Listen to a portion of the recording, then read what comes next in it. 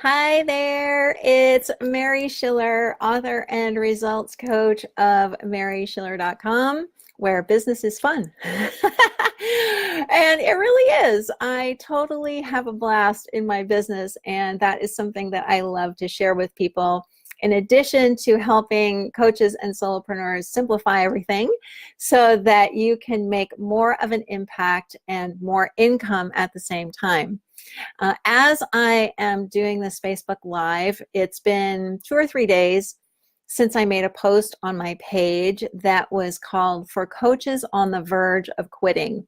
And I'm going to put the link to that whole long article in a comment just below this video as soon as I sign off from this Facebook Live.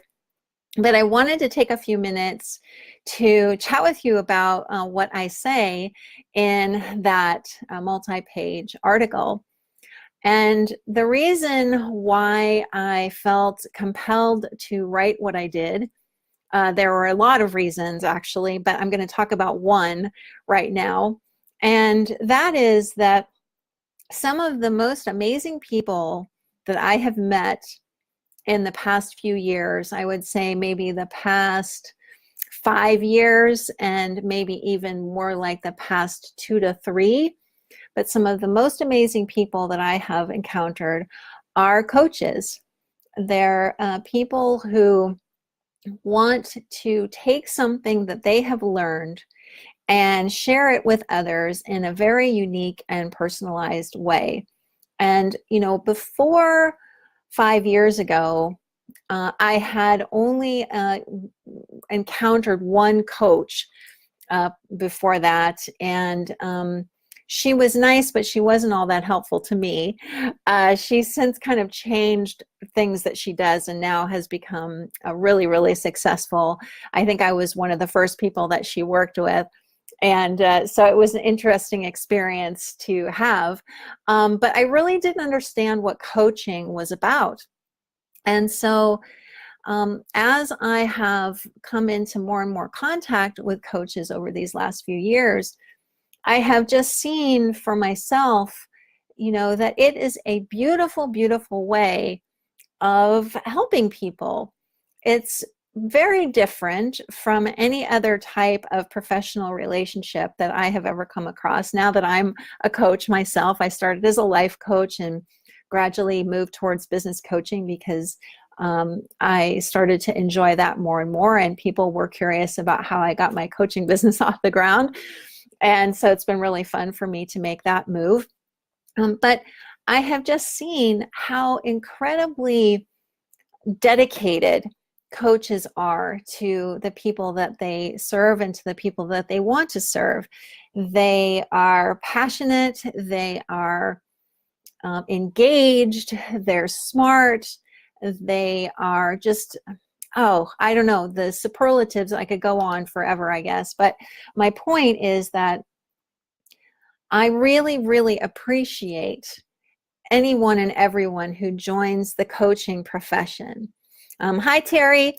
It shows me that, there is something within you. If you're a coach and you're watching this, or if you want to be a coach and you're watching this, it shows me that there is something within you that is really driving you to connect with people in a very intimate way, in a very close way. In my own coaching career so far, it's been just over 3 years now that I've been a professional coach. I have just had the most incredible relationships form during that period of time, not just from working with people one-to-one, but also in groups that I've run. And just, I don't know, it's been really, when I look back at my whole professional career, it's been one of the most exciting times. Hi, Terry. Yeah, you're among them, Terry. It's been one of the most exciting times of my life.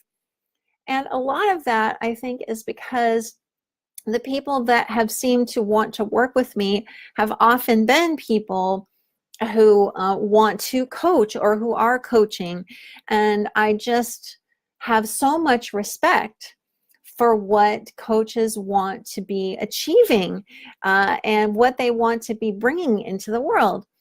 And that's why over this last 3 years or so, I have become more and more driven, I guess you could say, to really help coaches get their businesses off the ground.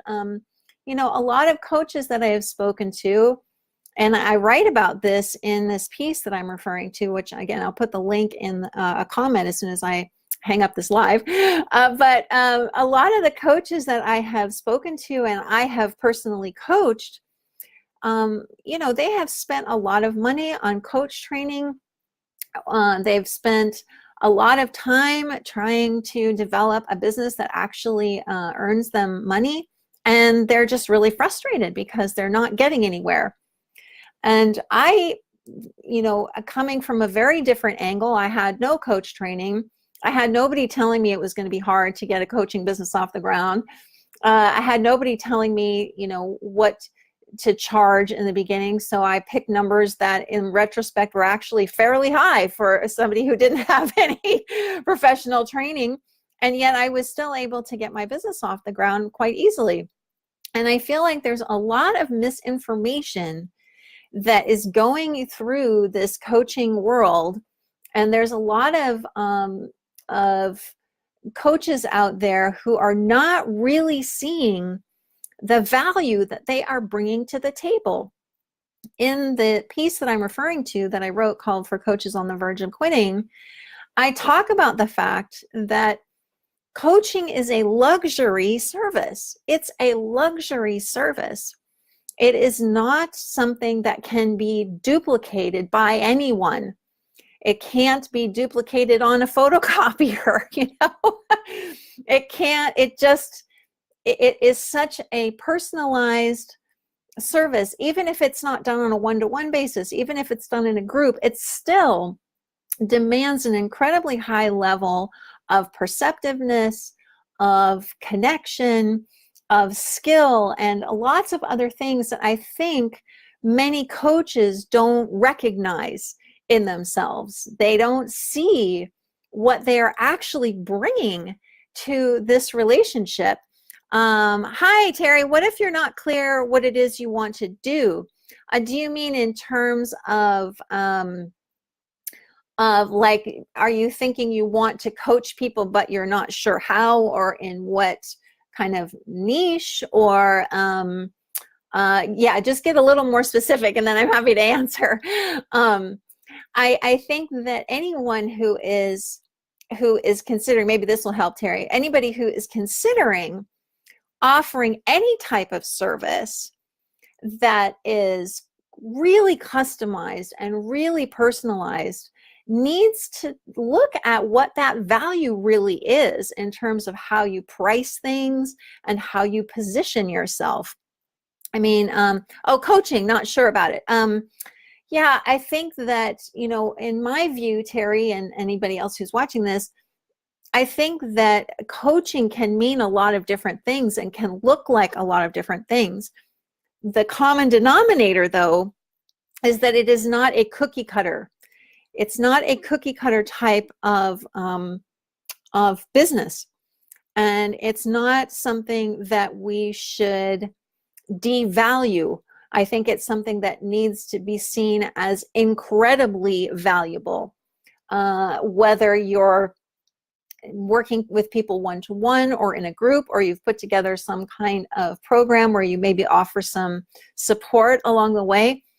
I mean, yeah, I just think that as a whole, there is something that is not right at the heart of this profession when I see so many coaches who are struggling to make an income that they can live on, who are afraid to price their services at a level that really reflects the value that they provide. Yeah, I don't know. There's just something that isn't right there. And I've been observing this for quite a long time now. And something needs to change, in my opinion. Something needs to shift so that coaches no longer see themselves as, oh, you know, well, what I do isn't worth that much. And, you know, what if people can't afford me and whatever. You know, I was just having a conversation with somebody yesterday where I was saying, if you are worried that people won't be able to afford you, then create something that is at a lower price that doesn't involve your personal time. That's why I have so many books out there, and why I'm actually writing three or four, I guess, four more right now to put out there. That's why in the past I've created audio programs that are much less expensive, because I can create them and they're done and people can buy them. That's how you're able to reach more people at a lower price point. But when you're talking about something that involves your time, and that is, you facilitating conversations, and you facilitating a course or any kind of program or one-to-one, whatever it is, that is like, it's hard to put a price on that, and so, when I see coaches, like I mentioned in the piece, for coaches on the verge of quitting, when I see someone charging, just a few $100s for one-to-one coaching for, several months or something, I just want to, pull my hair out, because that is not what coaching is, in my view. Coaching is a profession.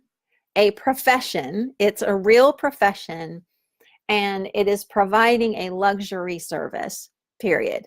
There is nothing else like it that I can think of. If you use a different word like consultant, you automatically assume, well, a consultant's a professional, and she's going to come in and we're going to pay her a fairly hefty fee to tell us, what's going on, etc. And well, hi, Mitz. That's just accepted. But somehow coaches aren't seeing themselves that way. They're not seeing themselves as a professional with an incredibly valuable skill set for which they can charge a good figure and they can make a good living from. It has really become very obvious to me. I've probably had hundreds of conversations with coaches now over the past few years, that most of the coaches I have spoken to, at least, and others that I have encountered through various Facebook groups and other programs I've been part of, do not see their value. They do not see their value. They continue to offer their services at such a low price, they're not even earning minimum wage. And that's just not okay with me. And especially, I have to say this too, and you can take this how you like, but my impression of coaching is, in terms of life coaching in particular, is that if we want to raise its profile, then we have to be the ones to do that. You know what I mean? We can't wait for someone else to validate what we are doing. We have to be the ones, we coaches have to be the ones to say, what I am providing is valuable and I'm pricing it accordingly. If we keep waiting for someone else to give us permission to do that, to say it's okay to do that, we'll wait forever. So it's not up to some coaching federation, or it's not up to a client, certainly, to tell you what you're worth. That is not how it works. You get to decide that for yourself. You get to own the value that you are providing to people. And, from my perspective, I didn't really know how much I was going to love coaching until I started to jump into it, a little over 3 years ago now. I absolutely love this way of working with people. It reminds me in some ways of being a teacher, which I was for a long time at a university, at a couple of universities actually. And I just enjoy that interaction so much. And, I really feel like it's time for coaches to step into that value and own it, and never apologize for your prices or anything. Hi, Mitsuri, does that go for teachers of skills as well? You're talking about coaches in particular. Yeah, absolutely. If you're teaching someone a new skill, that can certainly, and especially if the way that you're teaching it is incredibly personalized, I think that's worth a lot. I think most people who teach a skill don't charge nearly enough for it. You know, I took piano lessons for years, and then I was a piano teacher for a while. And, you know, I look back at what I was charging. I'm like, wow, you know, that was like peanuts for what I was actually providing my students, you know. And I think because coaching is its own profession, that, you know, like I said, coaches themselves get to decide, you know, what they're worth, what their value is, and what their price structure is. Nobody out there gets to say that. It's not an essential thing. It's nobody needs a coach. I say this in the article. Nobody needs a coach. It's a luxury purchase. And from my standpoint, it needs to be treated that way from within the coaching industry and coaches themselves. So I would really encourage you to read through this piece. Again, I'll put a link in a comment here so you can read it. There's no opt-in required to read it. And it's not just an article stating my opinion. I also give you what I feel is one of the crucial missing pieces in a lot of people in the coaching profession who are missing something key about how to get their business off the ground in terms of bringing in income much faster than they may realize. And I found that when coaches are able to do that, when they're able to, you know, launch things and get some money in the door, suddenly they're like, oh, right, I am a professional, I am getting paid. The longer coaches go, the longer people go without earning any money, just posting on social media or whatever you're doing, futzing around with the website and all that, the longer you go like that, the more it seems like the sense of being a professional just kind of disappears and the confidence starts to wane. And I want to stop that. I want coaches to claim their worth. I want them to price their services appropriately for what they're actually doing. And I want them to get some money in the door quickly without having to struggle for weeks, months, years to do so.